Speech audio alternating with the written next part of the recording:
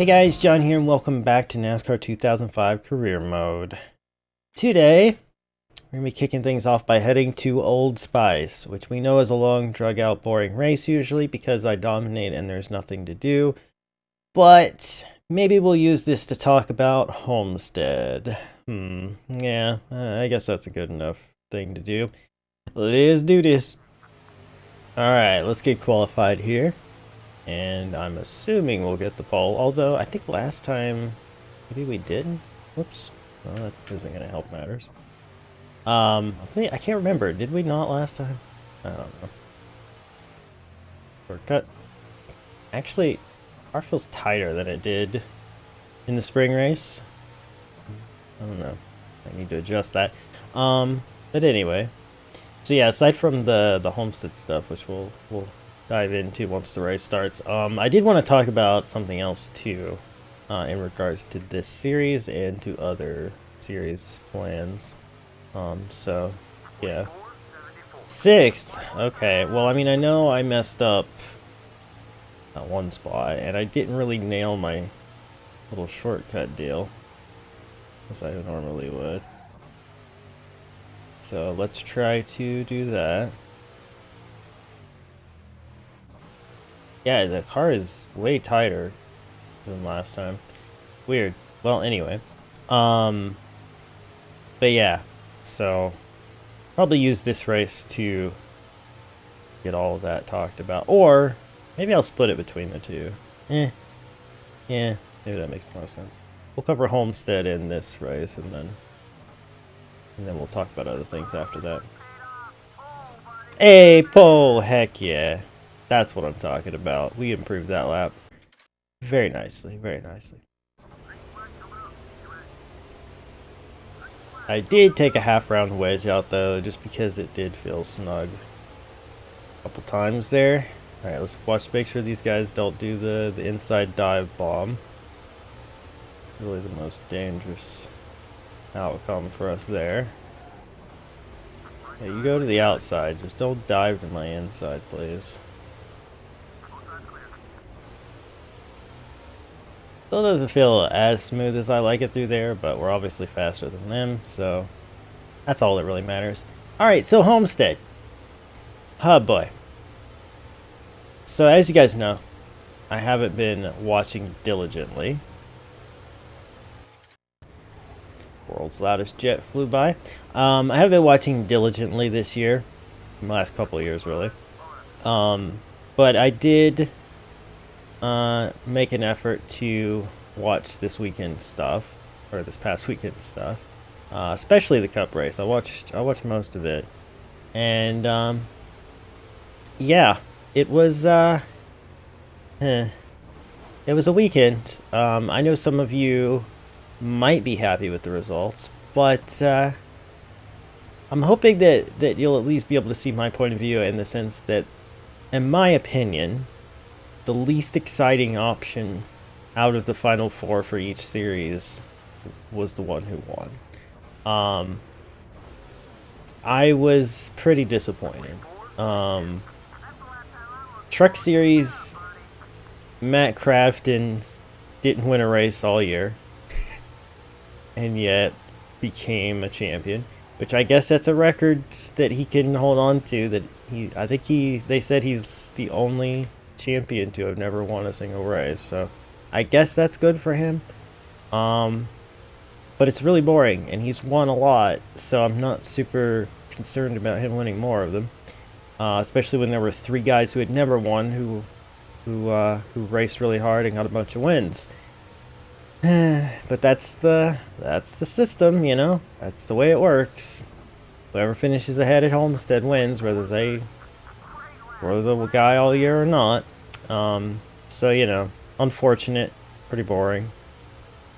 I would have much rather seen Ross Chastain get it. Stuart Friesen, but whatever. It is what it is, right?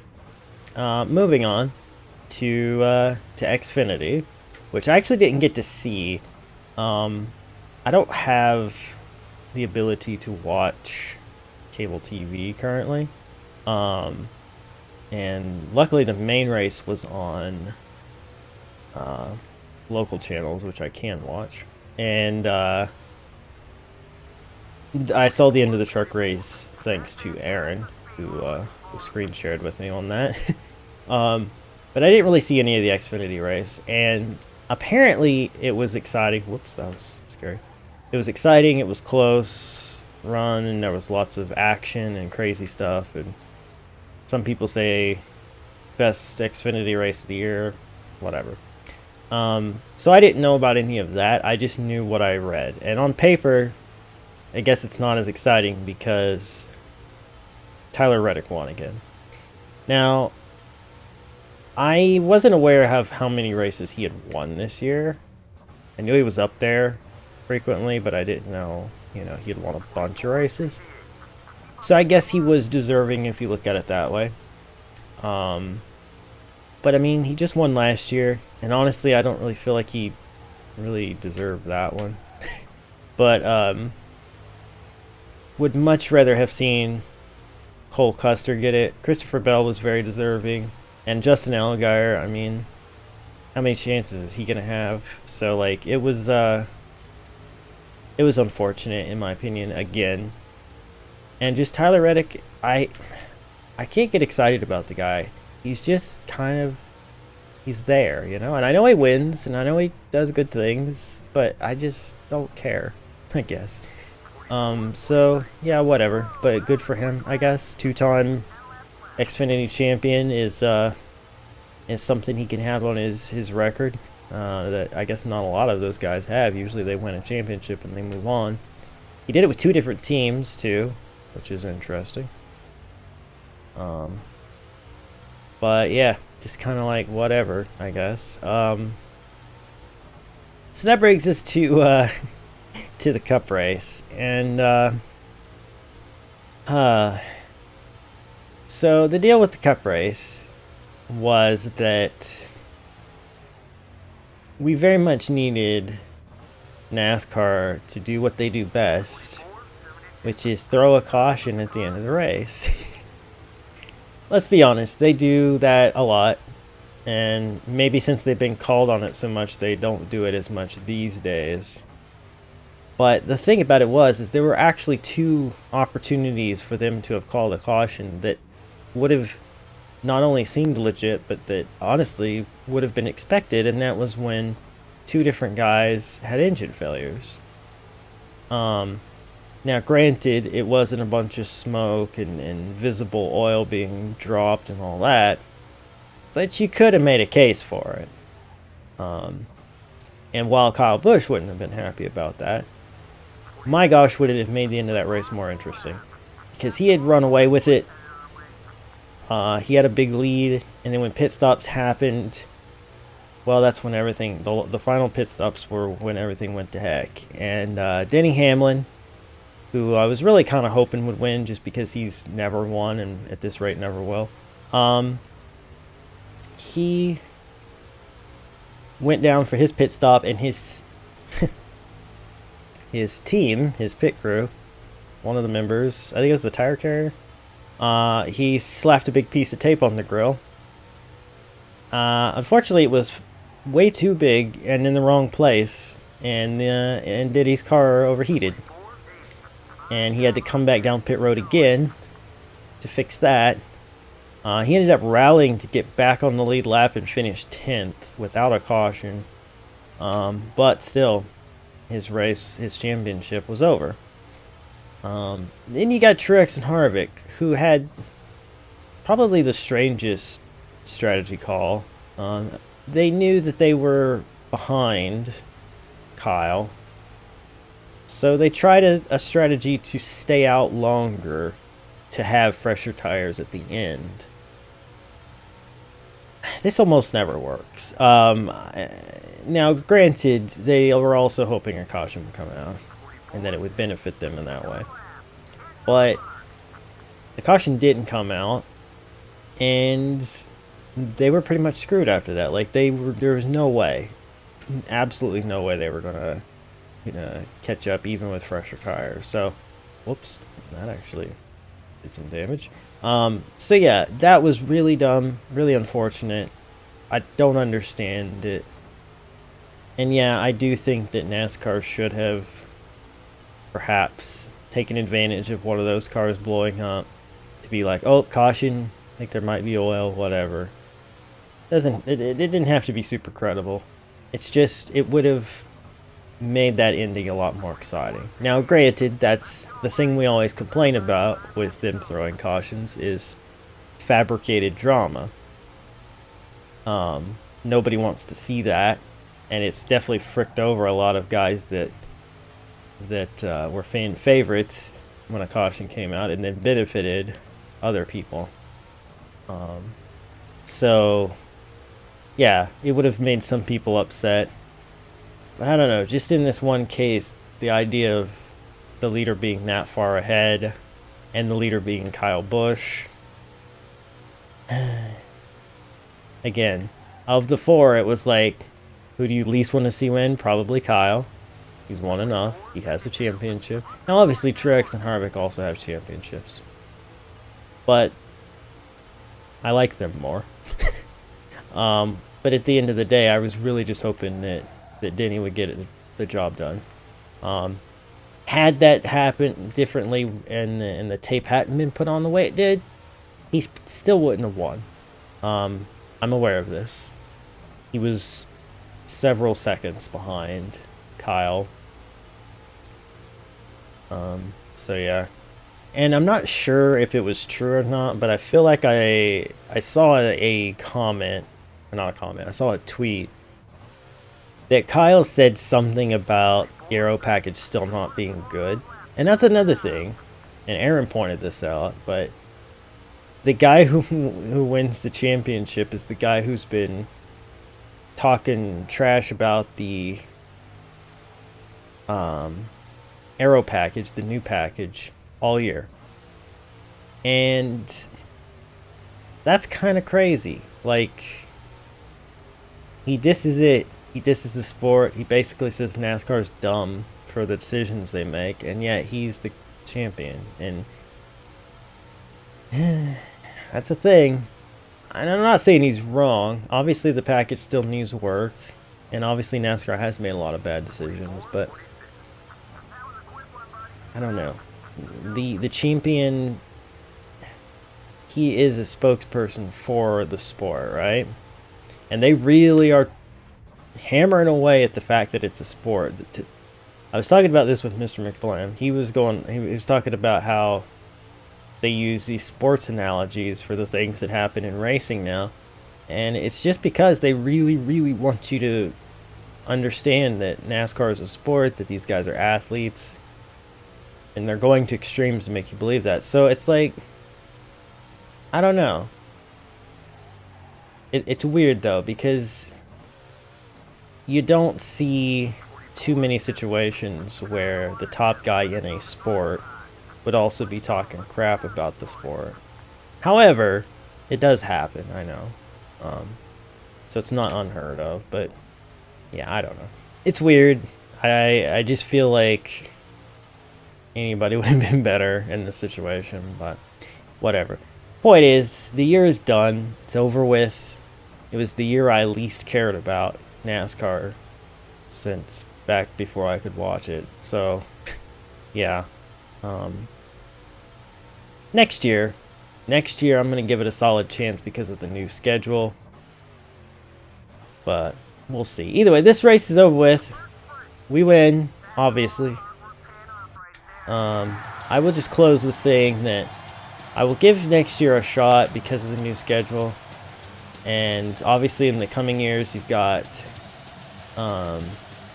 more changes to the cars, possibly a new manufacturer, possibly new tracks. A lot of possibilities over the next couple of years that could change things in a cool way. So that'll definitely have my attention as far as giving it a shot again. But this year, just kind of not great. But anyway, let's get on to the celebrating. Not to the celebrating, to the race results. I was getting my thumbnail from the highlights, and I realized, oh wait, I gotta look at this. Look at this, 1, 2, 3, 4. All right, you guys broke the streak. top 4. I feel like that's happened a couple times lately. But I led every lap, obviously. Here's where everybody else finished. Any big surprises down here? You're kind of pretty low for where you started. But mostly it's about what you would expect. Alright. Let us move on now to the celebrating. Oh yeah. Oh boy, Uncle Handy's. Okay. So we have another truck test. Alrighty, cool. I should say that I figured out what the schedule was for end of season stuff. Hold on.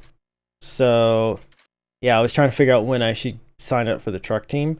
It looks like, from what I could tell, that all of this stuff happens in the same week. So if I sign up for the truck team after New Hampshire, no, then I'd have to run multiple races. Whatever. Right before this week starts, or right as this week starts, I sign up for the truck team. And that way I'll get to run the final truck race and only the final truck race. So that's that. But we have ourselves a test that we have to do at Texas, okay? And then we'll be heading off to good old IRP. So, yeah. Here we go. 29:55, all right.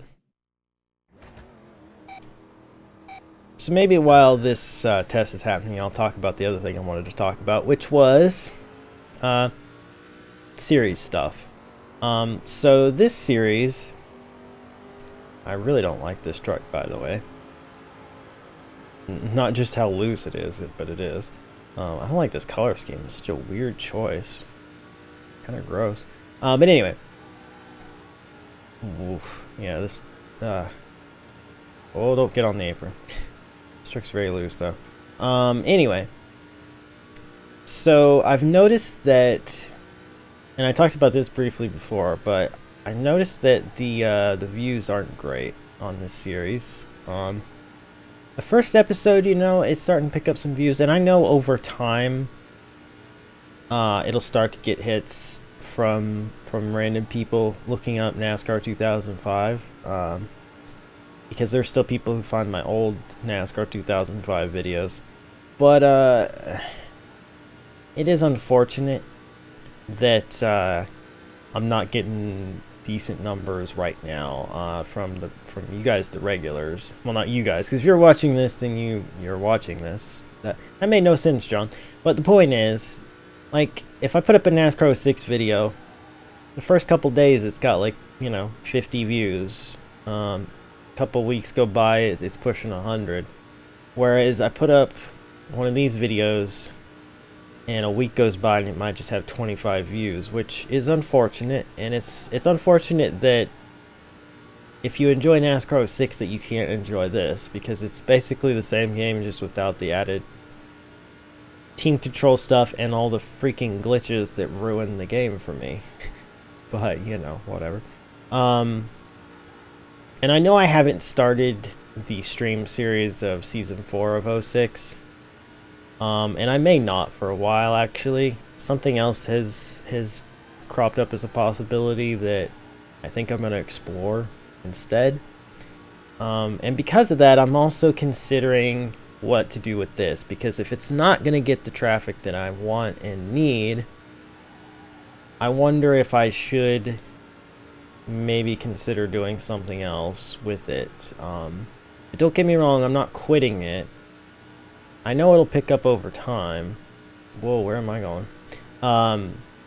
It's just not there right now. So what I'm considering is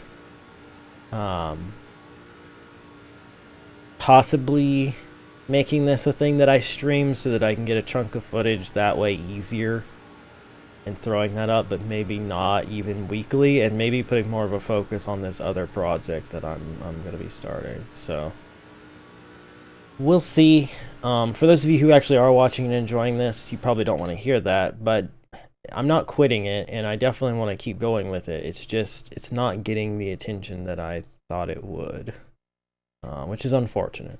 Anyway, all of our lap times were better than what they wanted, so obviously they're going to offer us this, but I don't want this truck anyway, honestly. Yeah, I'm sure you do.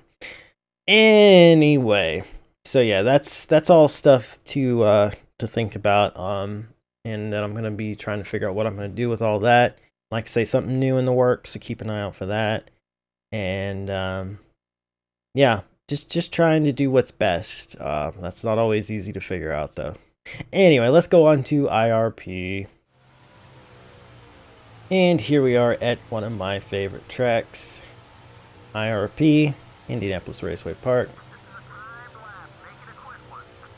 We usually dominate here as well, so I'm not feeling too worried about it. Obviously, we've sewed up the championship. I mean, I guess we could double check the numbers, but I'm fairly convinced that we cannot be touched, barring something great. Well, no, I don't even think it's possible to lose enough points in this series for you to lose that much. But I don't know. We'll see. Either way, a dominant year. We've won every single race. I don't even know why I ran a second lap. I just felt like I should for some reason. We haven't led every lap, and we've had some close finishes here and there, but it's been mostly domination, and that's pretty awesome. It may not always make for the best video if I have a boring race, but I do try to cut it out so that at least the videos aren't super long and monotonous. The only reason I left Old Spice in like I did today was because it gave me a bit of time to rant, so that's pretty cool. You definitely want to utilize those times when you can. This race might have some stuff cut out of it because I have a feeling I'm just going to run off, and I've already pretty much talked about everything I wanted to talk about, so I won't be surprised if this one's a little shorter.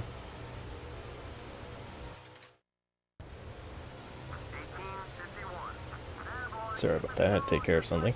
But yeah, the good thing about IRP, I've always found, is that you could, if you so choose, whoa. You know, I took an extra half round of wedge out. Probably shouldn't have done that. Although, I also shouldn't be on the apron. But, anyway, you can, if you so choose, run a different groove. It's a little risky to give, you know, the AI an opening. And if you're trying to pass them on the outside, they will block you to the wall, usually. But you can make things happen. And if your car is handling badly, you can work with that. You can also run the apron some. Apparently not with this setup though. It's weird. I'm pretty sure in the spring race I utilized that more than I can right now. That half round of wedge must have really made a big difference. But when I set that really fast lap, I remember I was using the apron to cut some time off, but definitely not making that happen this time. So we're just gonna stick to the yellow line, and I think we'll be fine. But like I said, probably going to cut some out of this race. It's 37 laps of me just pulling away, basically, unless something crazy happens, in which case I will come back and show you. But until then, yeah, let's set sail, shall we? Alright guys, last few laps here at IRP. Got loose a few times, I accidentally drove it on the apron a couple times more and got loose from that, but mostly just been running really smooth, fast laps, and we have an 8-second lead to prove it. We're not going to catch lap traffic though, don't worry about there, I guess. But yeah, I miss seeing races at this track. I know I say that every time I run here in a game, but I really do miss seeing this track in use by NASCAR and such. It is a shame. It is. That's another thing too. Thinking about like some of the tracks that don't get utilized that could lead to better racing as well. But honestly, I do believe that the only way we're ever gonna get the kind of racing most of us want. You know, some people are happy with the current style, I guess, but the racing that I fell in love with was because I believe the cars were not sealed off to the ground. I just feel like once that happened, there's no going back. Unfortunate, but it's not been the same since. Anyway, white flag, sponsored by Dodge, I guess. Bring it around here to another dominant win for us. Another one where we led every lap too, which is pretty sweet. Aw, yeah. Alright, let's burn it down for these fine folks here at IRP tonight. Yeah, got that big smoky burnout this time. Aw, yeah. Alright. And we will look at the results and see that, yeah, we led every lap. See if there's any big changes here. A little bit of shuffling around. You're further down and you're further down. You probably ought to be. It's interesting. But about it. That's right. I am the man. Oh, what is it now? Oh, a charity race. Well, I suppose we might just do that. Yeah, we'll work that into the, I guess, the next one. Let's see. Hold on, wait. Are we into the final stretch? We actually are. Next episode was supposed to be the finale. But we are doing that last truck race too. So you know what I might do is I might do the charity race and New Hampshire next episode, and then do the last episode of the season be the last modified race and the final truck race of the season. Yeah, that makes sense. I don't know. We'll see.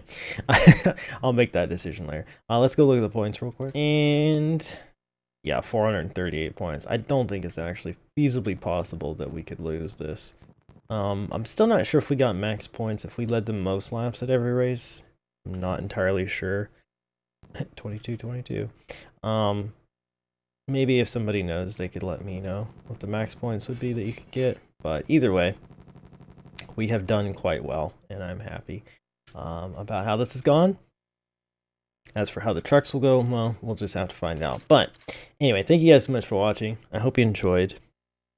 If you did, hammer that like button, share with your friends, subscribe if you're new, join the Wolfpack. Try to get more people watching these episodes, or, you know, refresh the page a couple times. I don't know. But either way, I will see you guys next time for more. Bye.